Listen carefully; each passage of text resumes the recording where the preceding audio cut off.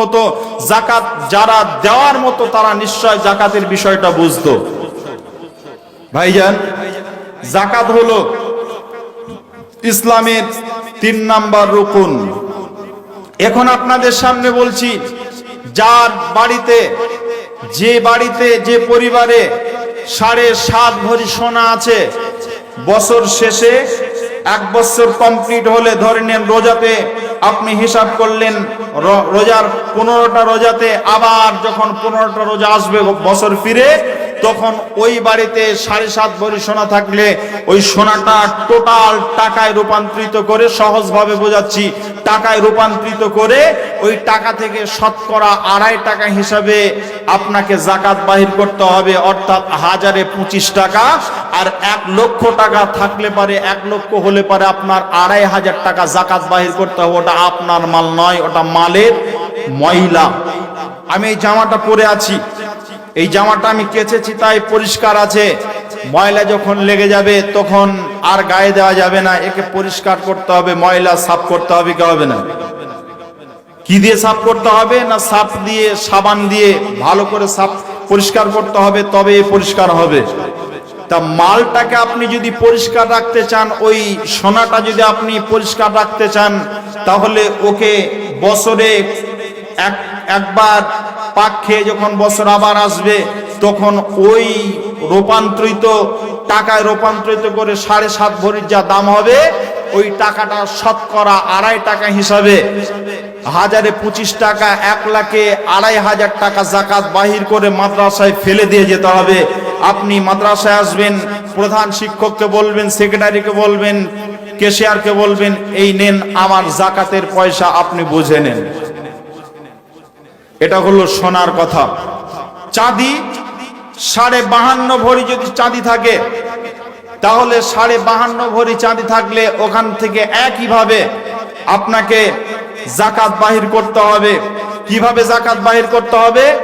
না, ওটাকে টাকায় রূপান্তরিত করে 2.5 টাকা হিসাবে, শতকরা 2.5 টাকা হিসাবে যাকাত বাহির করে মাদ্রাসায় ফেলে দিয়ে যেতে হবে। এটা যাকাত সোনার আর চাঁদির বললাম, নিসাব পূর্ণ হলে। যদি নিসাব পূর্ণ না হয়, 7.5 ভরি হতে যদি কিছুটা বাকি আছে তাহলে লাগবে না, 52.5 ভরি হতে কিছুটা বাকি আছে লাগবে না, পূর্ণ হলেই লাগবে। বলবেন মাওলানা ভালোই হলো, এটা জেনে নিলাম, 7.5 ভরি জীবনে কোনোদিন পূর্ণই করব না। যাকাত কিভাবে লাগে দেখি।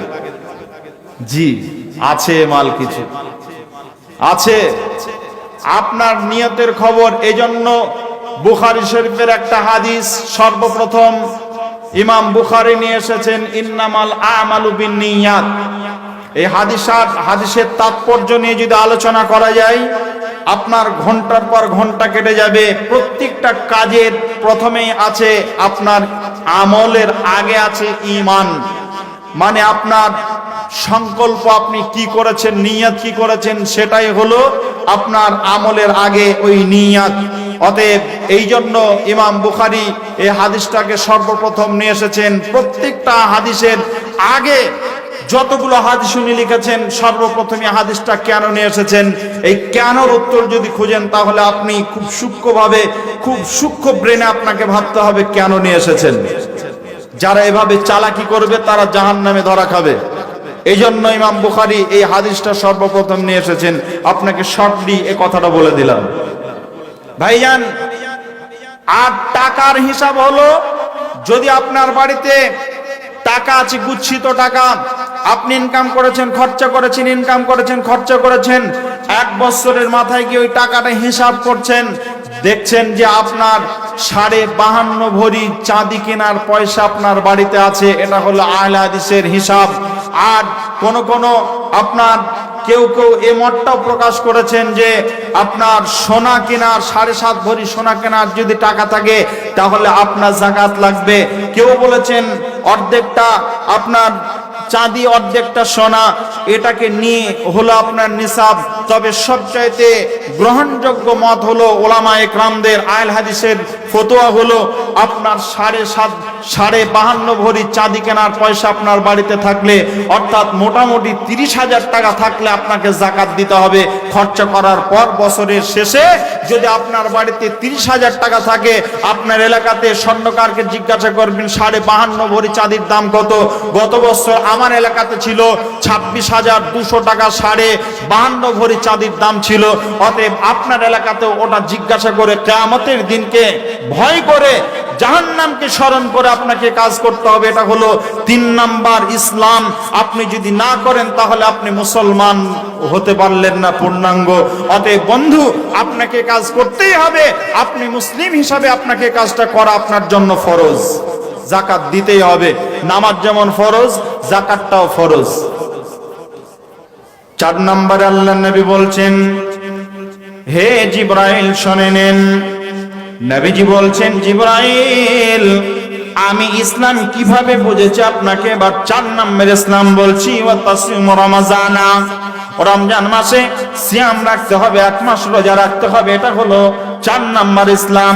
নবীজি বললেন, এরপরে আল্লাহর নবী বলছেন ওয়া তাহাজ্জাল বাইতা ইন ইসতাতা ইলাইহি সাবিলা।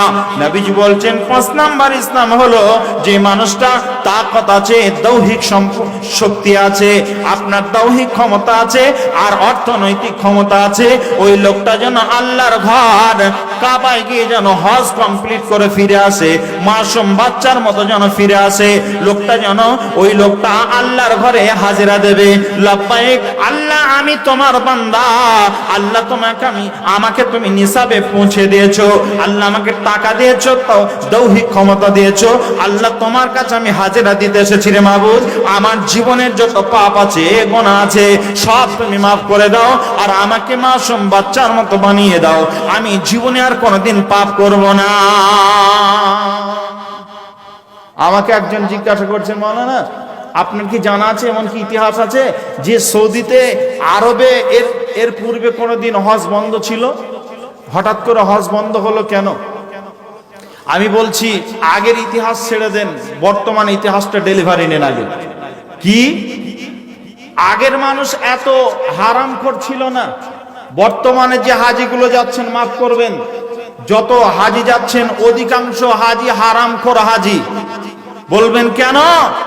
তার কারণ হলো 2 নাম্বারই ব্যবসা করে, 2 নাম্বারই টাকা হয় নিজে ইনকাম করেছে, না হয় বেটা ইনকাম করেছে।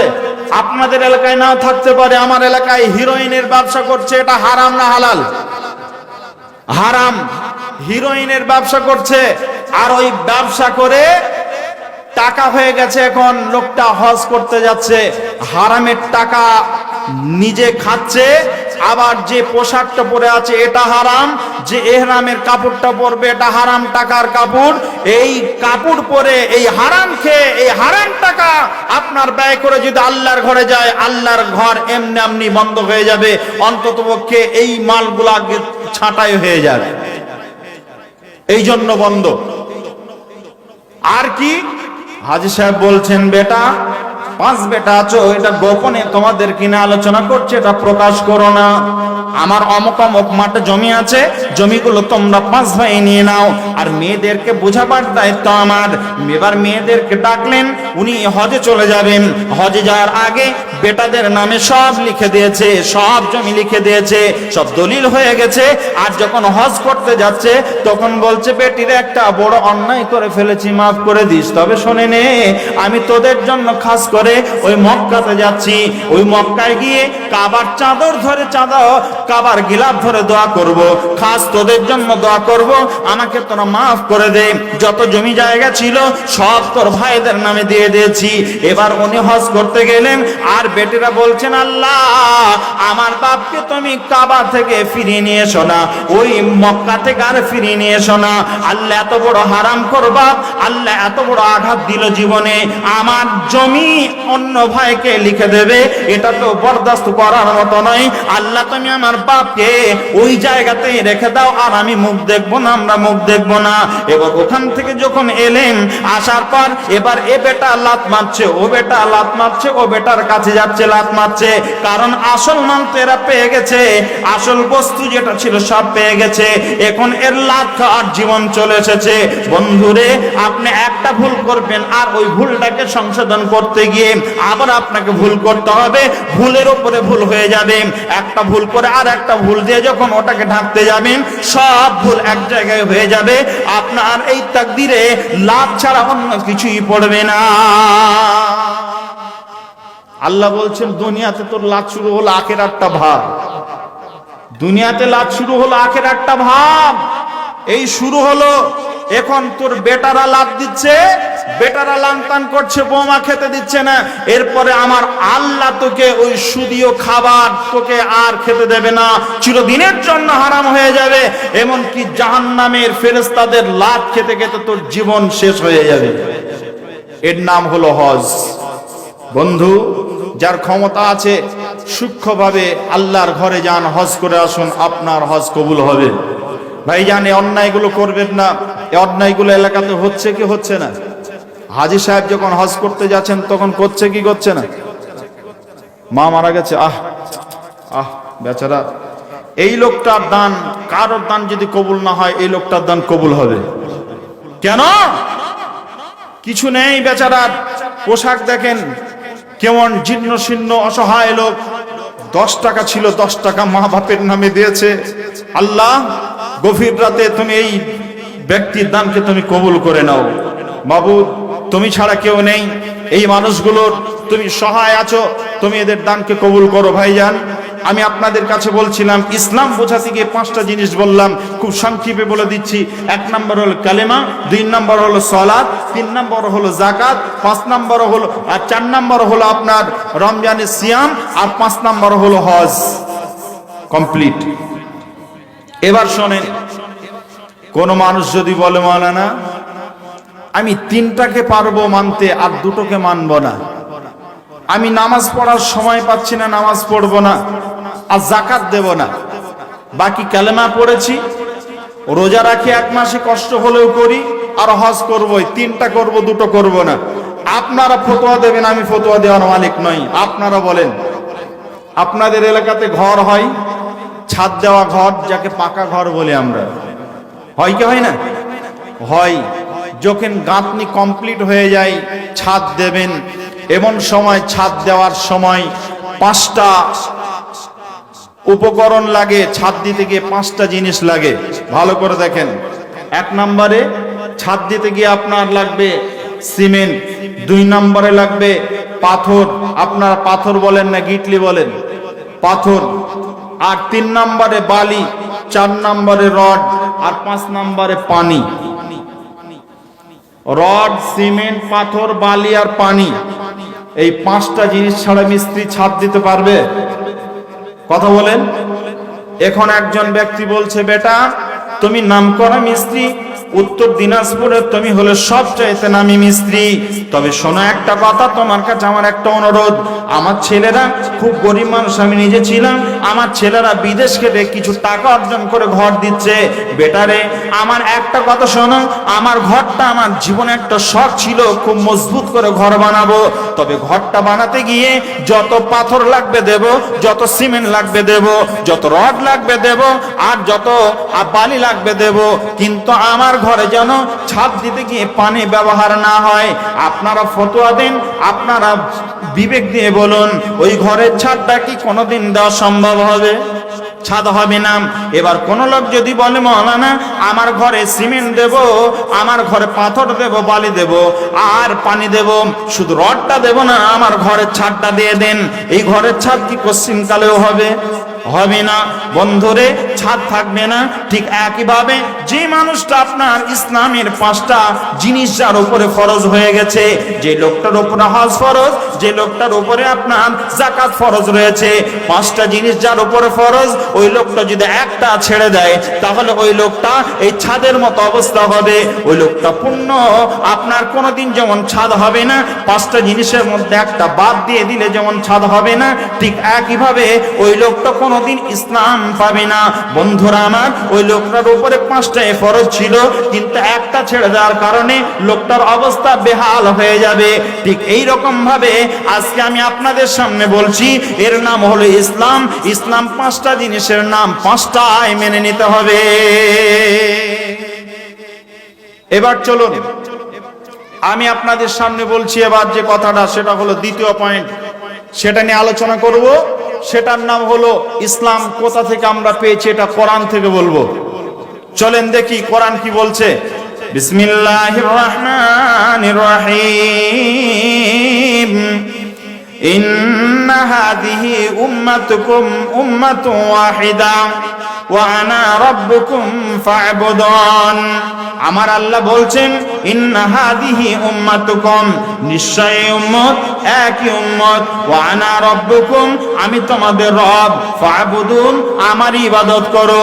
এটা হলো আয়াতের তরজমা। এবার একটু তাফসীরের দিকে যাই। ইবনে কাসির কি বলেছেন দেখে নেই।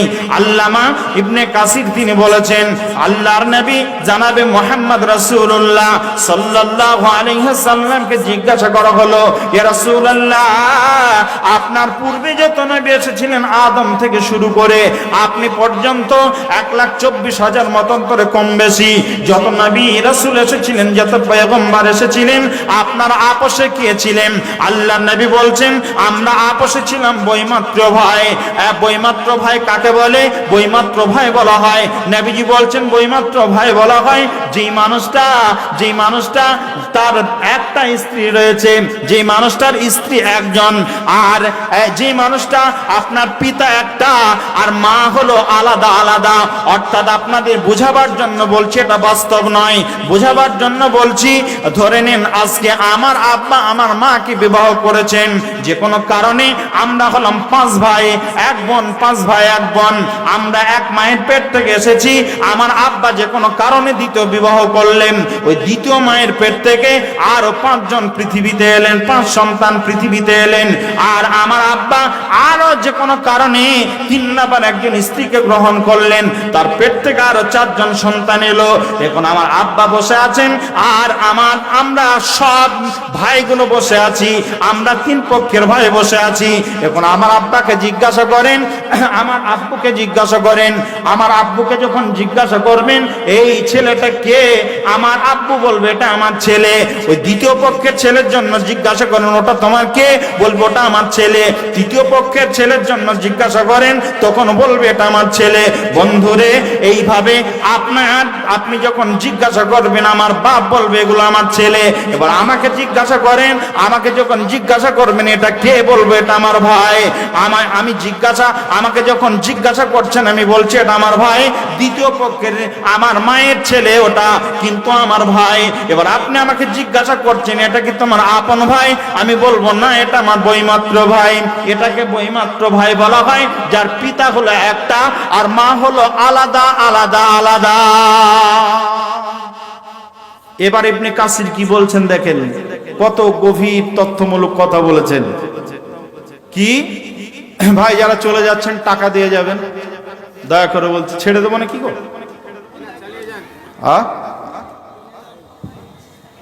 একটা বাজিনি, কটায় উঠেছি আমি? 12টা। জি 1 ঘন্টা হলো, 1 ঘন্টা হলো, শেষের দিকে চলে এসেছি, আর বেশি কথা বলবো না। আপনাদের শুনতে খারাপ লাগছে বুঝতে পারছি, বা ঘুম পাচ্ছেন, আপনারা ঘুম পাচ্ছেন। একবার জোরে তাকবীর দেন, বলি নারে তাকবীর, আর জোরে নারে তাকবীর। নাস্তিকতা নিপাত যাক, দিন ইসলাম জিন্দাবাদ। নাস্তিকতা নিপাত যাক, দিন ইসলাম জিন্দাবাদ। কোটি প্রাণে একই আওয়াজ, খোদাদ্রোহী ছাড় পাবে না, এই বাংলায় ঠাঁই হবে না, মুসলমানরা জেগেছে আজ। জোর কদমে সামনে চলো, বজ্রকণ্ঠে আওয়াজ তোলো, সবাই মিলে একই সুরে দাও না স্লোগান, নারায়ে তাকবীর। একসঙ্গে সবাই মিলে নারায়ে তাকবীর। নাস্তিকতা নিপাত যাক, দিন ইসলাম জিন্দাবাদ। কোটি প্রাণে একই আওয়াজ, খোদাদ্রোহী ছাড় পাবে না, এই বাংলায় ঠাঁই হবে না, মুসলমানরা জেগেছে আজ। জোর কদমে সামনে চলো, বজ্রকণ্ঠে আওয়াজ তুলো, সবাই মিলে একই সুরে দাও না স্লোগান, নারায়ে তাকবীর। আর জোরে নারায়ে তাকবীর, নারায়ে তাকবীর। এটা বলতাম না, ঘুম পাচ্ছেন এই জন্য বললাম। এর নাম হলো ঘুম পাড়া, মানে ঘুম ভাঙানো ওষুধ। গভীর রাতে এই মালগুলো একটা আড্ডা দিতে হয়। জি ভাই, দুটো জিনিসে ঘুম ভাঙে, একটা বাদাম আর একটা এই মাল। আর যদি যারা আর একটা জিনিস খায় তারা ভাবে না ওটাতে খেলে হয়। বুঝতে পারছেন কি পারছেন না? দেখি রাতে যখন বাড়ি যাই মাঝে মধ্যে বাসে, তখন বাসে যে চালায় তার পাশে দুজন থাকে, যদি একজন ঘুমিয়ে যায় তাহলে সে ধাক্কা দেয়, আর একজন সবসময় বিড়ি রেডি করে রেখে দেয়। একটা শেষ আর একটা মাল রেডি, একটা শেষ আর একটা রেডি, এই মাল সব সময় রেডি করছে একজন, তার নাম হলো বিড়ি। বুঝতে পারলেন? আচ্ছা আপনারা বলেন, জাহান্নামে কোনো মানুষ ঘুমাবে? কথা বলতে হবে। জাহান্নামে মানুষ ঘুমাবে? এখানে আগুন ধরিয়ে দিলেন, দাও দাও দাও দাও করে আগুন জ্বলছে, আর আগুনে কেউ পড়ে আছেন ভিতরে, সে কি ঘুমাতে পারবে? পারবে না। জাহান্নামে আগুন জ্বলবে, আগুন সব সময় আগুন, বিভিন্ন প্রকারের আযাব জাহান্নামে চলবে, কেউ ঘুমাতে পারবে না। কিন্তু জান্নাতে সুখের ঘুম আছে না নেই?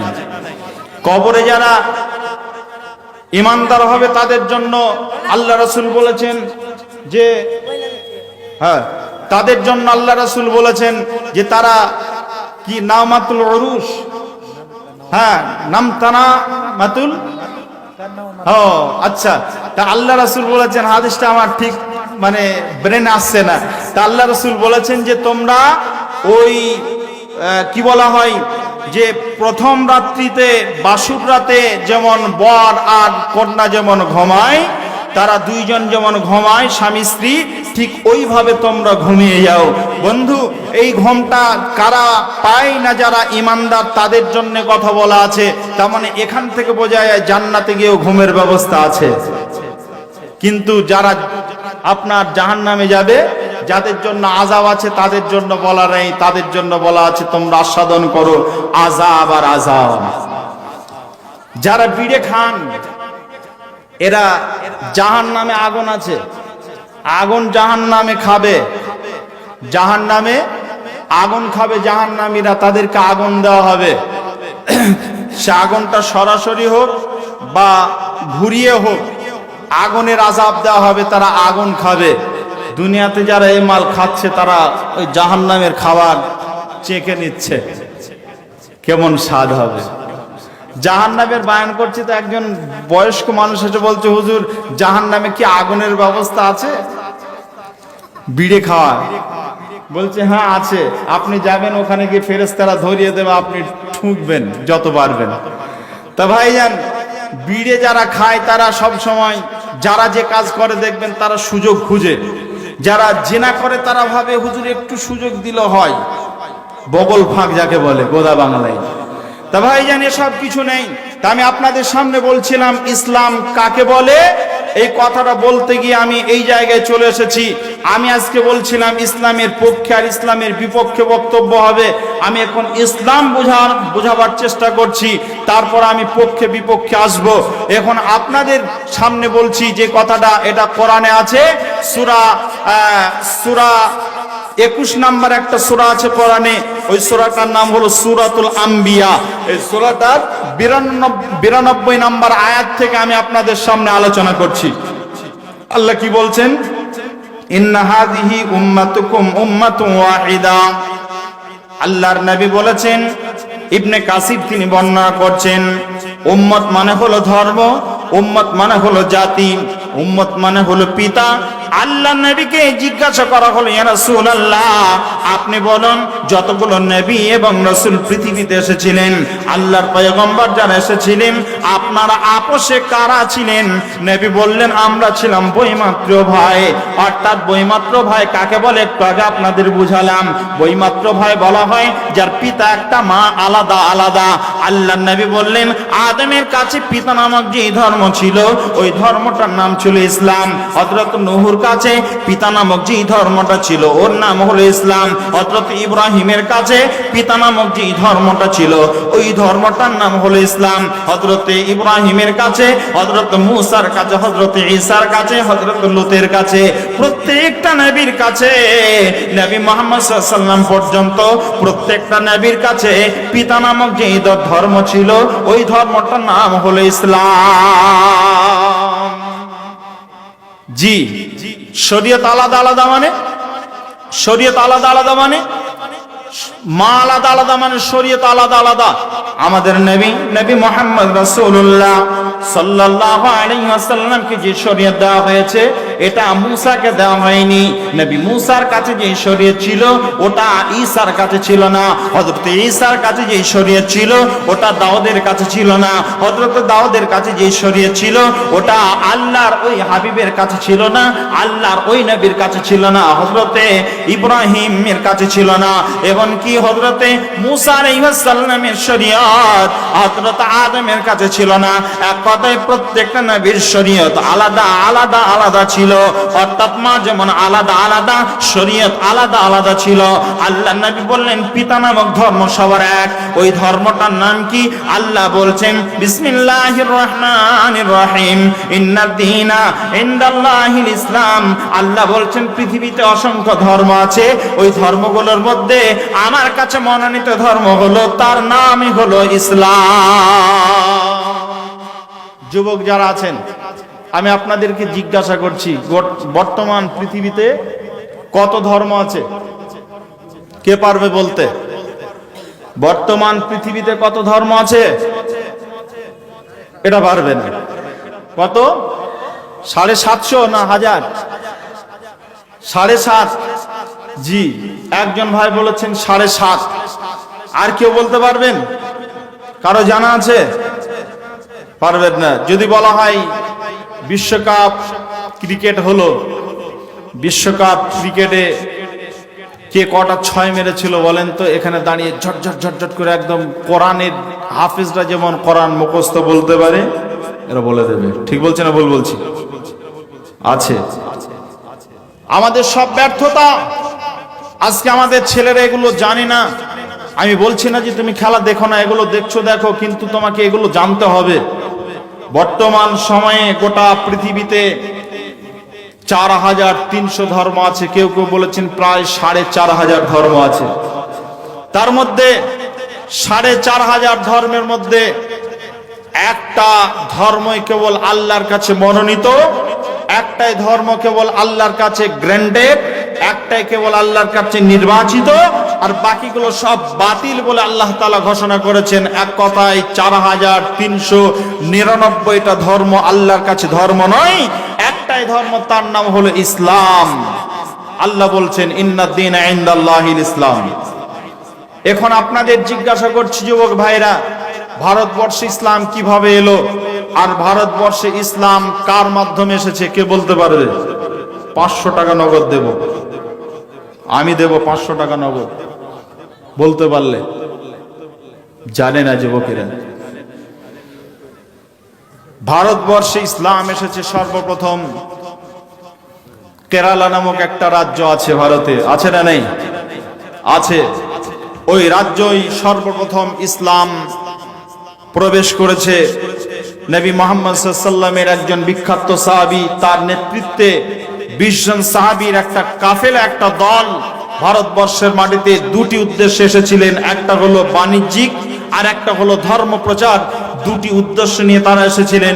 সর্বপ্রথম কেরালার মাটিতে উঠেছিলেন। ওই কেরালার মাটিতে উঠে ওখানে তারা আজান দিয়ে নামাজ পড়ার জন্য একটা মসজিদ তৈরি করেছিলেন। ওই মসজিদটার নাম ছিল সাহাবিয়া মসজিদ। আজ মসজিদটা রয়েছে, তবে মসজিদটার নাম পরিবর্তন হয়েছে। মসজিদটা আজ অক্ষত অবস্থায় রয়েছে। ওই মসজিদ আজ সালাত প্রতিষ্ঠিত রয়েছে, নামাজ পড়ে কেরালার মুসলমানেরা। বন্ধু যারা কেরালায় কাজে যান তারা দেখে আসবেন, ওই জায়গাটা আজও রয়েছে মসজিদটা। সাহাবীটার নাম হলো মালিক বিন দিনার রাদিয়াল্লাহু তাআলা আনহু। ইনি সর্বপ্রথম ওই জায়গাতে ইসলামের বার্তা নিয়ে এসেছিলেন। গোটা ভারতবর্ষে কোণে কোণে ইসলাম প্রচার করেছিলেন বিভিন্ন মাধ্যমে। আমি আপনাদের কাছে ইসলামের প্রচার প্রসার কিভাবে ঘটলো সেটা সংক্ষেপে কোরআন থেকে বুঝালাম। এখন আমি আপনাদের কাছে যে কথাগুলো বলবো খুব গুরুত্বপূর্ণ কথা, আপনাদের শোনার মতো, কিন্তু আপনারা তার ধৈর্য ধরে শুনতে পারবেন না, কারণ সময় তো পার হয়ে যাচ্ছে। জি, অনেক সময় লম্বা হয়ে গেছে, যার জন্য আপনাদের কাছে আর কথা বলার মতো পরিবেশ আপনাদের নেই। আপনারা মেমোরিতে হয়তো নিতে পারবেন না। ঠিক বলছেন না ভুল বলছি? জি, শেষ করে দিই। ইসলাম সাহেব 4 ব্যাগ সিমেন্ট, মা বাবার নামে দোয়া চেয়েছেন। জি ভাই, আমি আলোচনা করছিলাম আপনাদের সামনে, কিন্তু আলোচনা আমি অসমাপ্ত রেখে দিলাম, সমাপ্ত করতে পারলাম না।